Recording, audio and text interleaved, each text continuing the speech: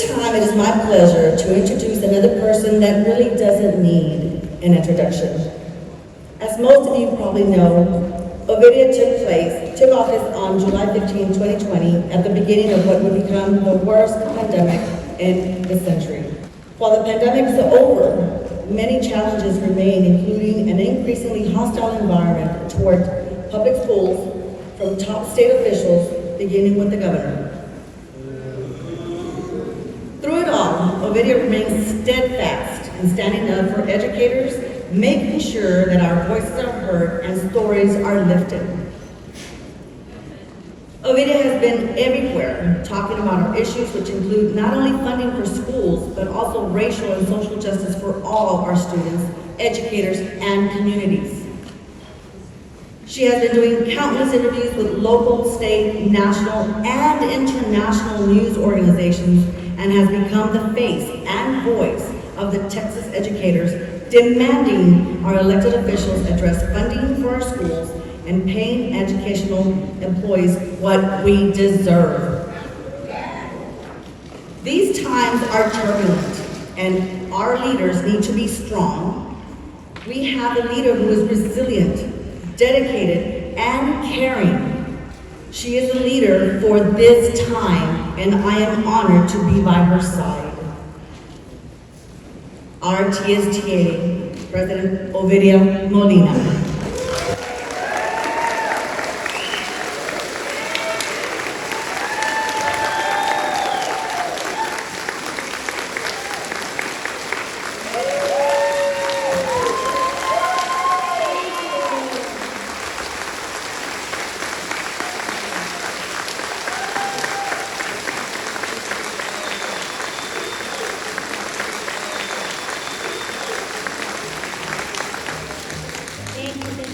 I feel the exact same way about you. All right, so hello, Team TSTA! I am very happy to see all of you here, delegates and guests. I think I already told some of you this morning, but I always look forward to attending the House of Delegates meeting because I get to hobnob with the best educators in Texas and the smartest, hardest working people I know. For a few days, we share stories, ideas, advice, support. We tend to union business. We take a breather from the classroom, bus barn, cafeteria, school office, and our other work sites, and recharge ourselves for the sprint to the end of the school year. All right? Sprint to the end of the school year. And no matter what challenges come your way, you are the education experts. I'm sorry, I'm going to have to stop for a minute. We have a little technical difficulty, just a little bit. How am I feeling about being here with you?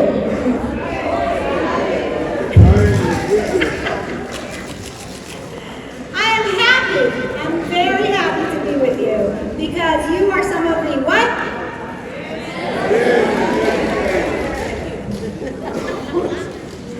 Yes, everything you said. Are we feeling recharged?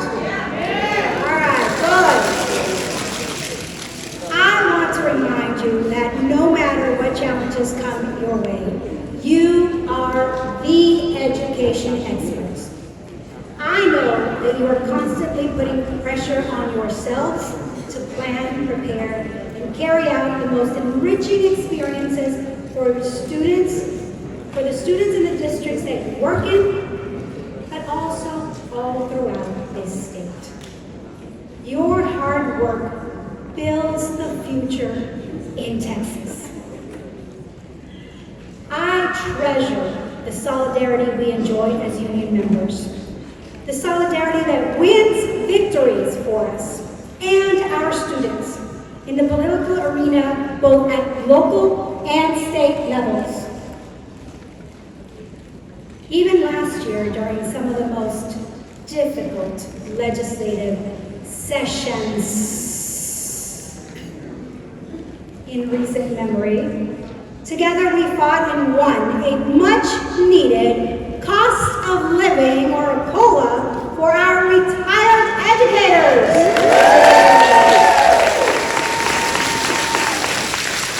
The legislature put it on last November's ballot, right? Where it carried with an overwhelming 84% approval. It won by the largest margin and received the most votes of any of the 14 propositions that were on the ballot that day. Yeah, I applaud all of you because we got it done. Yeah, give yourself a round of applause. Yes, yes.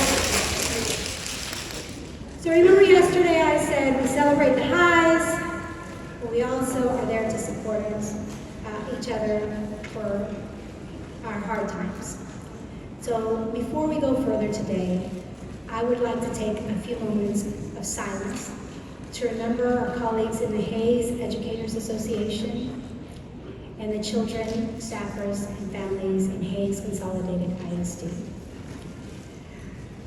You saw the news, especially if you're in Central Texas, you saw it, but it made news across the state that there was a horrific bus accident, and our students and staff members and their families were affected. They were injured and traumatized in this horrific accident last month. And tragically, the victim included one pre-K student. And there was also an adult that was in a car behind them who was killed in the wreck. Our amazing bus driver did everything possible so it wouldn't happen. That's what we do, right? We try to save lives every single day. And our hearts go out to all of the victims and their families during this time of unimaginable grief. So I'd like us to just do that and be a family and support them and each other at this time and have a moment of silence in their behalf.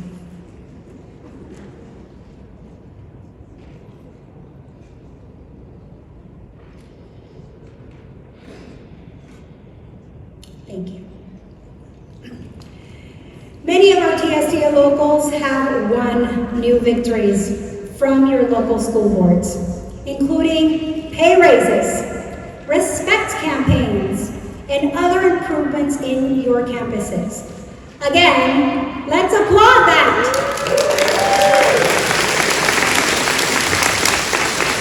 Our solidarity is always very important, but it is essentially critical now in the face of increasingly dangerous political attacks in Texas on us, on our public education system, and on our democracy.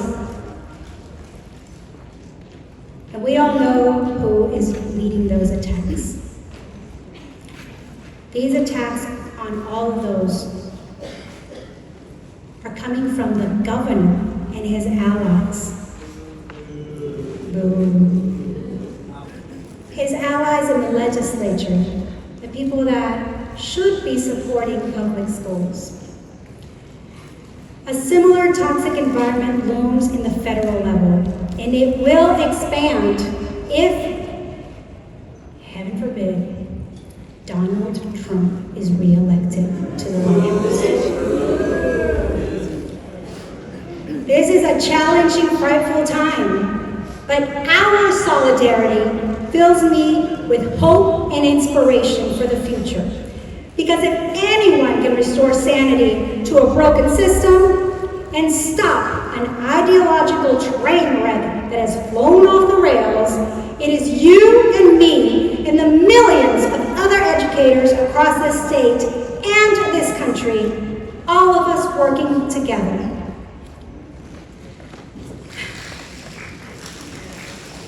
But we can't kid ourselves. Is it going to be easy? No. It won't be easy. It may even get tougher before it gets better. But the one thing we can't do is what? Give up. We cannot give up. The threats on public education in Texas are many, and they are growing. Political and ideological meddling in the classroom, a teacher shortage, an educator shortage, the growth of charter schools, too much testing, not enough funding, and a renewed push for school vouchers like we've never seen before in Texas. The school privatization movement has become aligned with a right-wing, religious-based movement that not only threatens our public schools, but is also trying to forcibly remove the separation of church and state, a principle at the heart of our democracy. Let me be clear. I am not talking about all of the millions of Texans and other Americans who identify as Christians. I am talking about an ideological movement that some in mainstream media have begun to call Christian nationalism. In some respects, you can compare Christian nationalists to the Taliban. They, as Richard would say, are the American Taliban. They're all about turning our democracy into a theocracy and getting their way not by persuasion, not by working with us, not by listening to us, but by force. And all of the threats and lies their monies can buy to win elections. This year, they and other extremist candidates won many Republican primary races in Texas, a state where the Republican primary still plays an oversized role in the November general election. This was largely because of the encouragement of Governor Greg Abbott and the financial support of billionaires, arch-conservative school privatization advocates. Governor Abbott may not consider himself an extremist, but he is, and he is a huge threat to public education and our students. On second thought, maybe threat isn't the right word. As far as education is concerned, Governor Abbott is a full-blown disaster.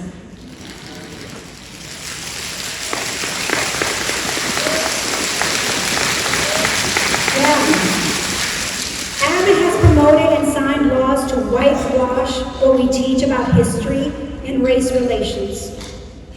He has advocated book bans. In a state where racial and ethnic minorities now make up most of the population, he has abolished diversity, equity, and inclusion offices in state-supported universities. Boo. He appointed a state education commissioner who loves charter schools. He loves them so much that they are now taking $4 billion a year from our public schools. Even though most of our schools, actually our public schools in general, are doing better at preparing our students for the future than charter schools who don't have all the rules and regulations pushing them down. Meanwhile, our public schools are they overfunded? I think I heard somebody laugh. They're underfunded. And the educators who work in them, are they overpaid? No. Underpaid.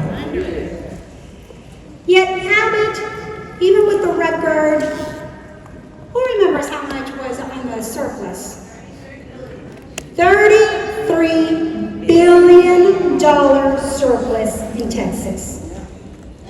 Even though we have $33 billion, a tax giveaway that will ultimately cost us billions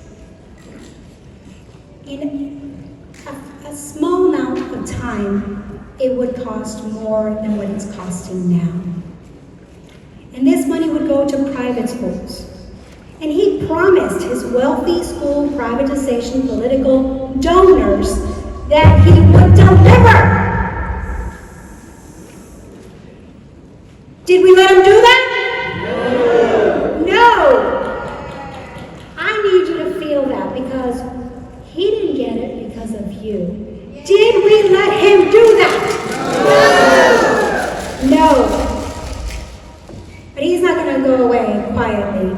In a fit of anger, the governor cut school districts off from the extra state funding they sorely needed to help with inflation, their continued recovery from the pandemic, and to address their overcrowded classrooms, lack of resources, teacher shortages, educator shortages. So now many school districts who set budgets last year with the reasonable expectation that they would receive a share.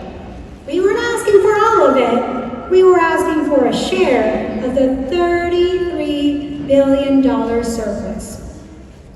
Now these districts are being forced to what? Make cuts and operate in deficits that are likely to worsen over time. You know why the governor couldn't deliver vouchers last year? Why? Because of you. Because of you. He couldn't deliver because educators and parents like you and me who value public education, our public schools, our educators, our students, delivered that message loud and clear to our lawmakers. Yeah. Thanks, Carrie. But it makes me a little sick to my stomach when I say our lawmakers. They're our lawmakers. They're supposed to listen to us. But they're not. They're not. But 21 Republican House members joined Democrats to stand up for our schools, to stand up for you and our students, and removed vouchers from an education bill also including new funding for our public schools. With vouchers gone, virtually every member of the House likely would have voted for the much-needed extra funding that the bill died. But the bill died. Why? Because we weren't giving the governor his vouchers. The governor let it be known he wouldn't sign it without his private school voucher giveaway. Instead, Abbott vowed revenge against the public lawmakers of his own party, the people that stood with us, who voted against vouchers. 5 of those 21 Republicans, remember that train that went on the rails? They're like, we getting off. They did not seek re-election. So we already lost 5. 16 did, using millions of dollars donated by wealthy pro-voucher advocates. Abbott recruited and actively campaigned for opponents against most of them. Yeah, in last month's primary,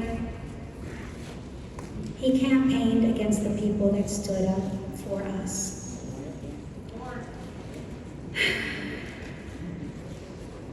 And the news just gets worse. Yeah. 6 of the 16 won their primary races anyway because constituents in their mostly rural districts supported them standing up against vouchers. But 6 lost their races outright on March 5th. And 4 were forced into a runoff happening soon, on May 28th. You know how the sessions just continue to go, or these elections just continue to go too. Abbott and his well-funded pro-voucher allies conducted aggressive campaigns against their targets, but they didn't attack them for voting against vouchers. They knew that opposition to vouchers is strong even among Republicans in rural Texas, where most of these races were conducted and will be conducted. I know, I talked to you about it. Instead, Abbott and his allies lied. They used attack ads to spread falsehoods, accusing targeted lawmakers of being soft on border security and of them killing the bill that would increase our school funding and raise teacher pay. I've spoken with many of you, and you know that unfortunately, in many of the races, the lies worked.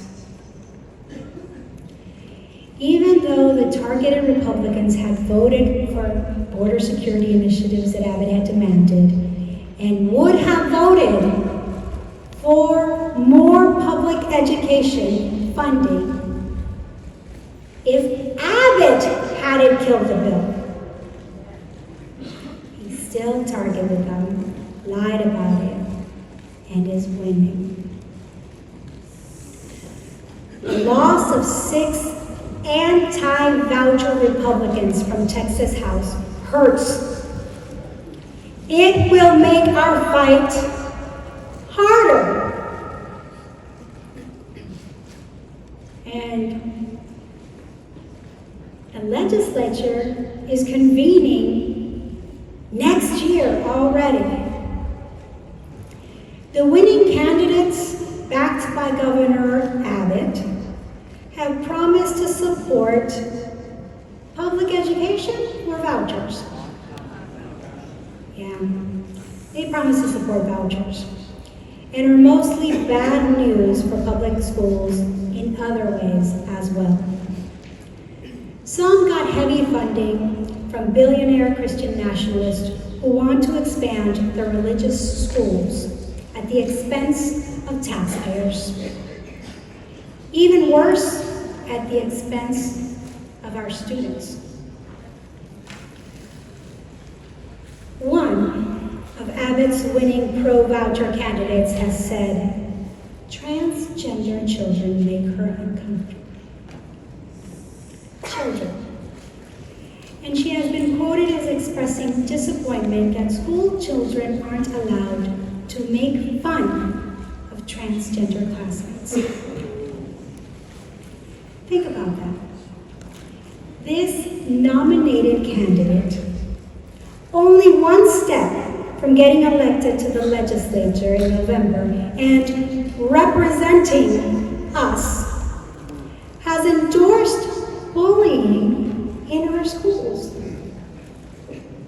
Bullying of a very vulnerable group of children. But what can we expect? Remember, Abbott himself has also spent a lot of time bullying transgender kids and their families. Unfortunately, it isn't always the cream that rises to the top in politics.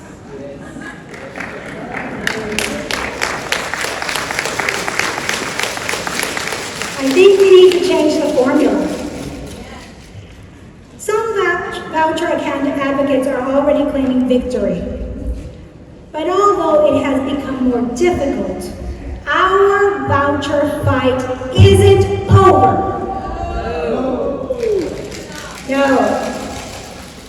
The next round will be May 28th, when 4 surviving Republican legislators who voted against Abbott's voucher scheme will be in runoffs against well-funded pro-voucher challengers.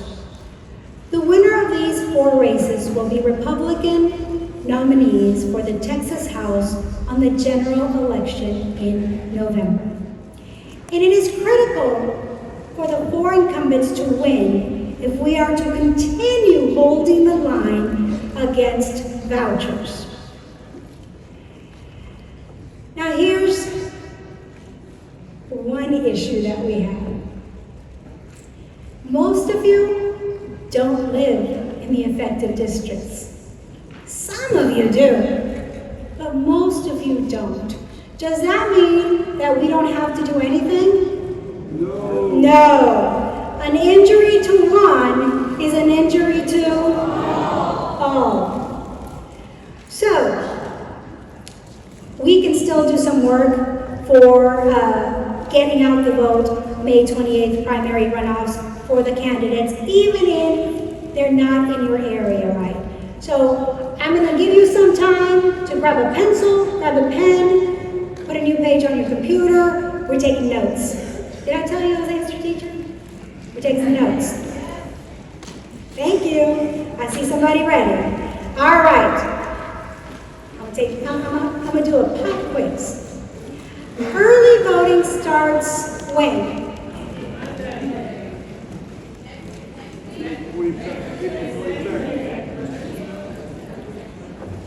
All right, I'm going to go with Winifred. Early voting starts April 22nd, and election day is? May 4th. All right.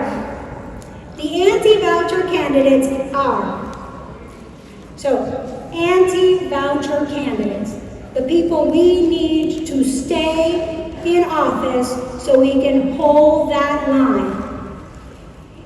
Texas House District 1 in Northeast Texas. There you go. And so, remember what I said? She lives there, but we need all your help, so we're taking notes. And calling people that we know, posting it on Facebook, getting out the vote every which way we can. And we will also get alerts. But State Representative Gary Van Dever of New Boston. He is a former teacher, former principal, and former school superintendent. And if you're looking over there at the lady that's going like this, Sandra, our local leader, talks to him, has a relationship. And so we need that person to stay in office. In Texas District 33, State Representative Justin Holland of Rockwall. State House District 33. Texas House District 44, State Representative John Koppel of Seguin. And I know that there are some people that have family in Seguin. I always say it wrong. Yeah. Oh, I'm sorry. I thought you were correcting my pronunciation. District 44, State Representative John Koppel of Seguin.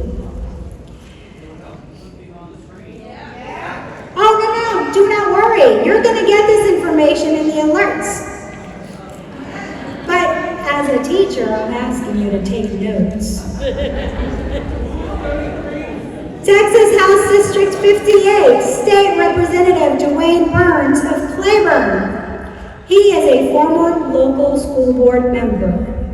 So, let me see who took notes so we can help the ones that still need to take notes. House District 1 was who? Gary Van Dever. House District 33. Justin Holland. House District 44. John Koppel. District 58. Dwayne Burns. Yeah, give yourselves a round of applause. And the ones that didn't have their answers and you helped cheat, thank you as well. They need the votes of every educator in their districts because they will be hammered again with campaign lies from the governor and other voucher advocates. Round 3 in this year's voucher fight will be the general election in November, when many pro-voucher Republicans will have anti-voucher Democratic opponents. That's the ones we want, the anti-voucher ones. TSTA will be endorsing candidates in some of these races, so please stay tuned and watch out for communication from us when we get closer to November. If you have not signed up for our legislative briefing, now is the chance. If you do not have our TSTA app, now is the time. So it's on your phone, you can download the app, get all the alerts. And very important, even our non-members right now, who are potential members, can download the app and get alerts. So we can send information about who we need elected to everyone. Before we leave the primary elections, I also need to point out that the results of the State Board of Education races that day, you think they were good? No. They were bad news for us and our students. As if the board's Republican majority wasn't bad enough already. Consider that Texas is a national leader in teen pregnancies, making it obvious to educators that many of our young people aren't learning what they need to about safe sex practices from their parents at home. Yet the board's majority refuses to help public schools do a better job. It persists in promoting abstinence while de-emphasizing other forms of birth control in its curriculum, in the curriculum standards for sex education. So it's messing with lives. It's also messing with our future. With our heavy oil and gas production and millions of vehicles clogging the streets and highways in Texas, we are a major contributor to climate change. But the board's majority continues to oppose adopting curriculum standards, making it clear that oil and gas producers and the carbon emissions they generate are a major part of a problem that is rapidly, I won't even say that it is becoming a crisis, that it is a crisis. Soon, the board majority is likely to make it even worse. Yeah.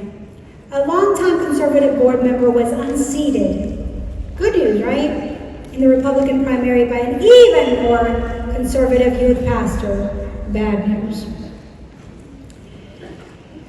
This new, more conservative candidate has promised to vote for more charter schools and opposes villainizing the oil and gas industry in science curricula.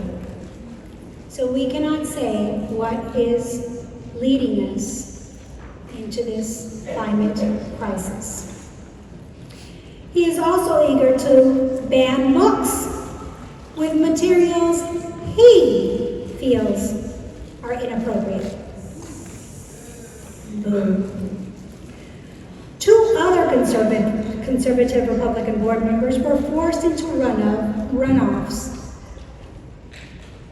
To make it better or to make it worse? Worse. Yeah, they're forced into runoffs by even more conservative candidates. All three challengers received heavy financial report from a right-wing advocacy group called, quote, Texans for Educational Freedom. In reality, what the title means is freedom from the truth. Its major contributors included an energy company man and the political arm of the Texas Charter School Association. I'm sorry, I'm killing you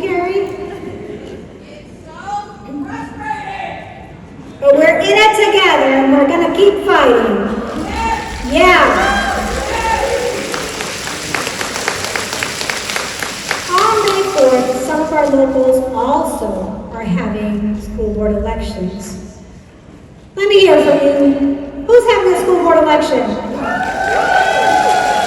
There you go. And that energy is going to get the vote out, right? Yeah. If your locals have endorsed candidates, please vote for them and urge. I lost my space.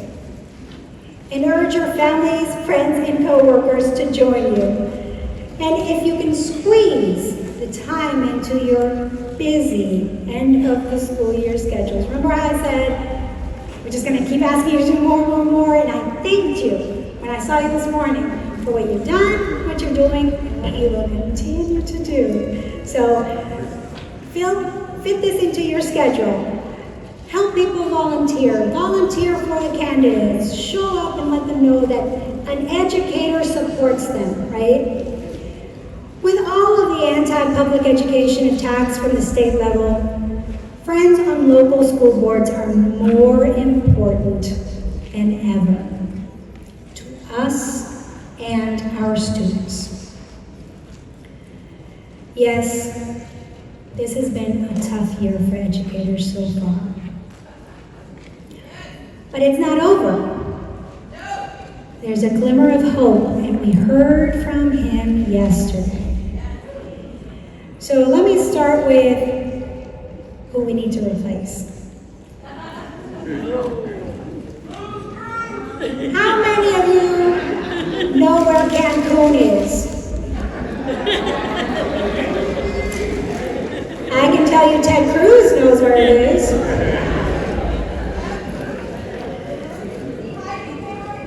I am talking, of course, about Senator Ted Cruz, who I heard, you still remember, he bailed out on us, on his constituents, during a deadly freeze in 2021. While most Texans were shivering without power for days,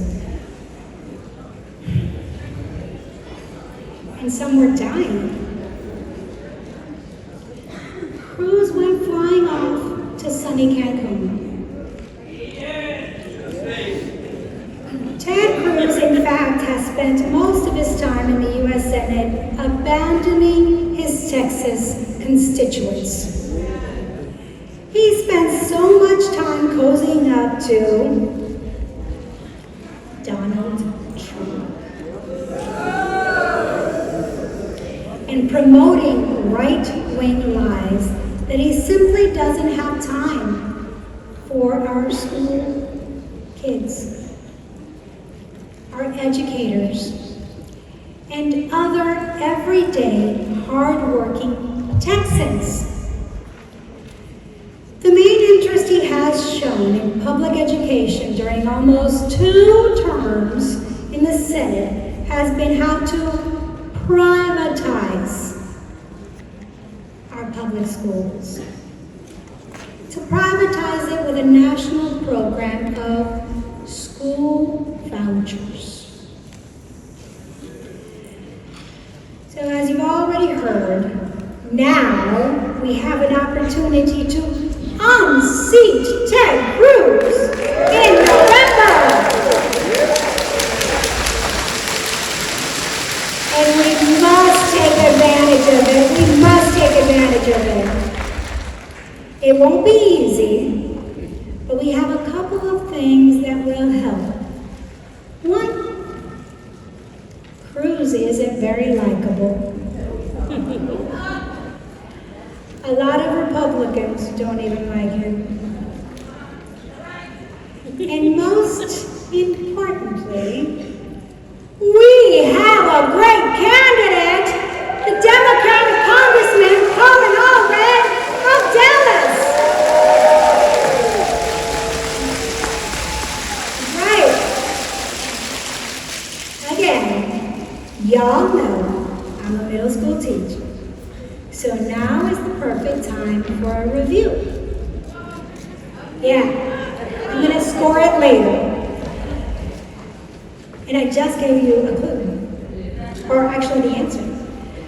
Where was Colin raised? Dallas. What did his mom do for a living? Y'all were awake and paying attention yesterday. You get 100. Everybody gets 100. You get 100. You get 100. You get 100. All right. And it's just 100 on a piece of paper, not a $100 bill. All right, that's right. Colin Allred is a fourth-generation Texan. He was raised in Dallas by a single mom who was a school teacher who taught her son the importance of public education. Allred also remembers his mom often had to work extra jobs to make ends meet. Sounds familiar, doesn't it? How many in this room are still working extra jobs outside of the classroom today? Shouldn't happen. Shouldn't happen. Well, you will be happy to know that higher pay for educators is one of Allred's top educational priorities. Allred's school teacher mom raised a very successful son. He was elected class president at Hillcrest High School. Nobody from Hillcrest? And earned a full ride football scholarship to Baylor University, where he earned academic honors and graduated with a degree in history. Where my history teachers at? There you go. He later played linebacker in the National Football League before suffering a career-ending injury in his 5th year. But not so good news for him, good news for us. He then attended and graduated from law school and worked as a civil rights attorney, defending the right to vote. He later served in the Department of Housing and Urban Development during the Obama administration before running for and winning a seat from Dallas in the U.S. House of Representatives in 2018. With a broad coalition of support, he unseated a 22-year Republican incumbent. He'd been in office 22 years, and this fresh face unseated him. So he knows how to do it. He knows how to do it. And with our help, he was reelected in 2020 and 2022. Yeah. In Congress, Allred has been a strong advocate for more investments in public schools and educators, lowering the cost of child care, universal pre-K, and expanding access to community colleges while lowering the cost of higher education. Yeah, he has earned a reputation for bipartisanship in a Congress where that is very difficult to accomplish. He worked with Texas's other U.S. Senator, Republican John Cornyn. He's not on the ballot this year. But John Cornyn did help and work with Colin to pass the first meaningful gun safety legislation in almost 30 years. President Biden signed that bill into law. Ted Cruz voted against it. So, do we want to re-elect Ted Cruz to the Senate? No, because if that happens, he will continue ignoring public safety and the needs of you and our students, the needs of Texas educators and public school children. So we said no to that one. Will we replace him with Colin Allred?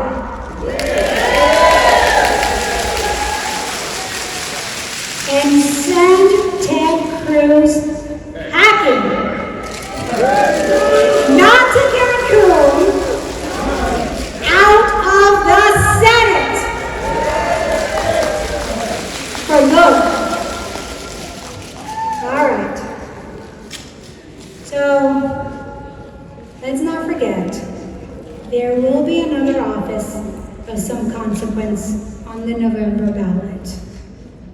The one at the top. If you value public education, and I believe you all do, if you value the truth, if you value common decency, if you value, did somebody read my speech? If you value democracy, the question it poses, there is no other answer, right? I was going to say these two answers, but no, there is no other answer. Who do we want as President of the United States of America for the next 4 years? Has to be Biden. It has to be Biden. Do you want a would-be dictator who encourages racism and white supremacists? Do you want someone who praises January 6 rioters as patriots? Someone who still lies about the last election and is facing criminal charges? Someone who has all but invited Vladimir Putin to invade our European allies? Here's the one. Do you want someone who appointed Betsy DeVos as his education secretary? Or do you want someone who respects educators and is working to increase opportunities for all students, regardless of their race, ethnicity, country of origin, family income, disability, gender, or gender identity? Someone who already has signed into law the largest federal investment in public education in American history and is fighting to raise funding for public schools even more. Someone who has forgiven more than $143 billion in student loan debt for almost 4 million Americans, including educators here today. Someone who is working to make our schools and communities safer from gun violence. Do we want to re-elect a president who respects elections, voters, and democracy? Yeah, I know we do. We want to re-elect Joe Biden, and we will.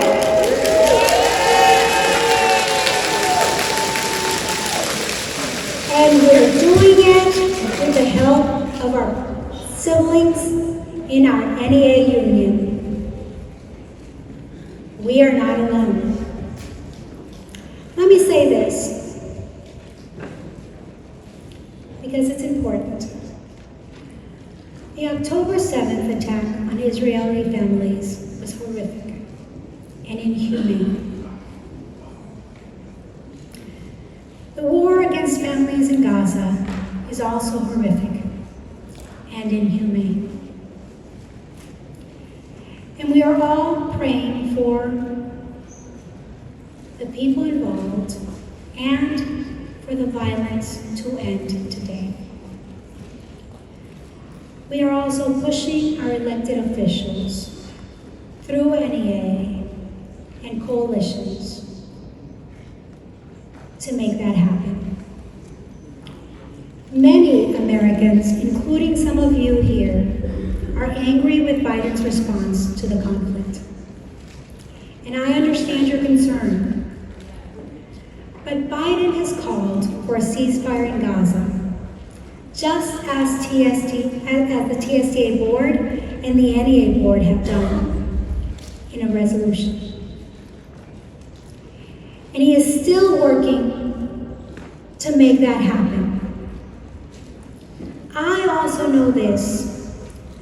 Freedom-loving Israelis and freedom-loving Palestinians will both be better off if American voters re-elect Joe Biden to the White House and not Donald Trump.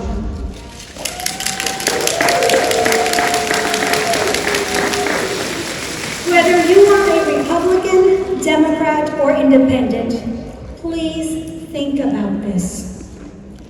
Every vote for a third party or an independent candidate for president is a vote for Donald Trump. Every write-in vote for president is a vote for Donald Trump. Every voter protest for president is a vote for Donald Trump. Every voter protest to boycott Election Day in a state where we already don't have people coming out to vote is a vote for Donald Trump. And every vote for Donald Trump is a vote to destroy our democracy. And with it, our public education system and other institutions we hold dear. The potential consequences of this election are huge because the two major candidates view America's future and the future of public education in completely different ways.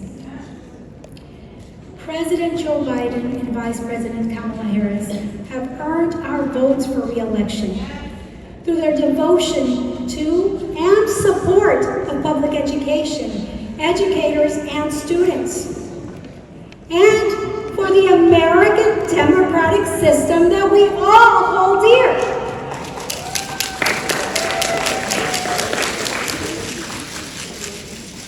And every time I see it, or I say it, it scares the heck out of me.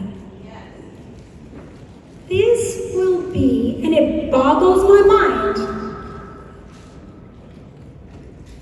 this election will be a close election? What?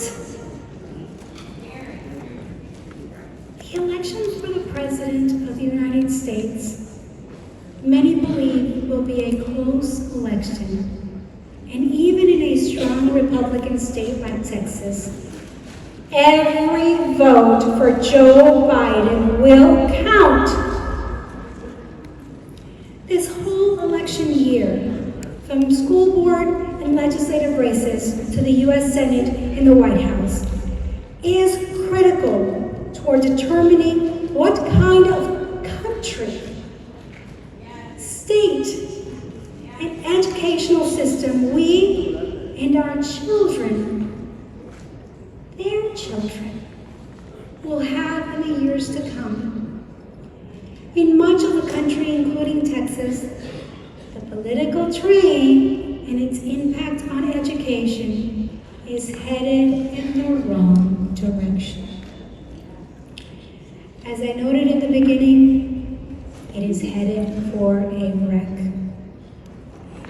If we are going to start slowing it down so we can turn it around to avert a disaster, we all must show enthusiasm for our candidates at every level. We have to vote at every opportunity and vote education first.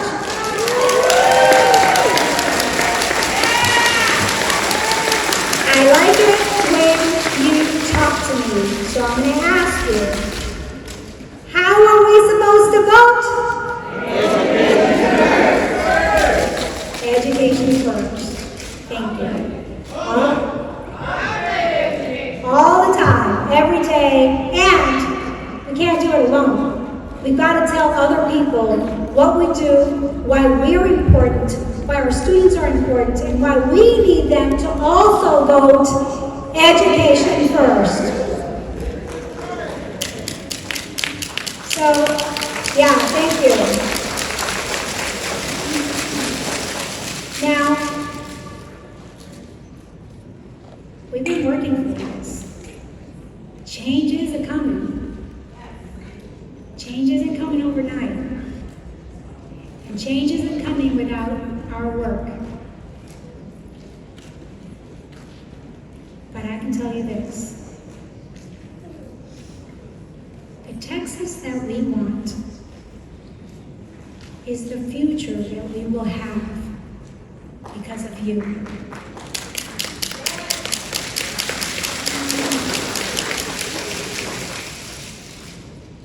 It takes a special kind of people